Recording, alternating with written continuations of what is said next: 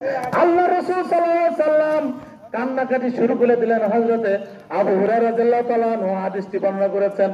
আবু হুরায়রা রাদিয়াল্লাহু তাআলা বলছেন, হুজুর কাঁদছেন। জিজ্ঞেস করা হলো, আপনি কাঁদছেন কেন? বলছে, আমি কাঁদছি এই কারণে, আল্লাহ রাব্বুল আলামিন জাহান্নামকে এই পৃথিবীর আগুনের চেয়ে কমপক্ষে 70 গুণ বেশি আগুন দিয়ে জাহান্নামকে আল্লাহ জ্বালিয়ে রেখেছেন। 1000 বছর জাহান্নাম জ্বালিয়ে জ্বালিয়ে সেই জাহান্নাম হলো লাল, আবার 1000 বছর জ্বালিয়ে জ্বালিয়ে সেই জাহান্নাম হলো সাদা, আবার 1000 বছর জ্বালিয়ে জ্বালিয়ে সেই জাহান্নাম হলো কালো পিত্তবর্ণ। এরকম বানাইছে আল্লাহ রাব্বুল আলামিন। এই জাহান্নাম বানানোর কারণে এই জাহান্নাম আল্লাহ রাব্বুল আলামিন উদ্বোধন করবে এক ধরনের আলেম দিয়ে। আল্লাহ রাসূল কাঁদছেন, আরে আমার উম্মত, আমার ওয়ারিসে নবী, তারা জাহান্নাম দিয়ে আল্লাহ রাব্বুল আলামিন জাহান্নাম উদ্বোধন করবেন তাদের দিয়ে।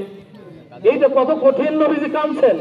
আমরাও কত কান্নাকাটি করি, যেমন আজকে মামুল হক কারাগারে অন্যায় ভাবে আমরাও কত কান্নাকাটি করছি, এই জুলুম চলছে তার উপরে।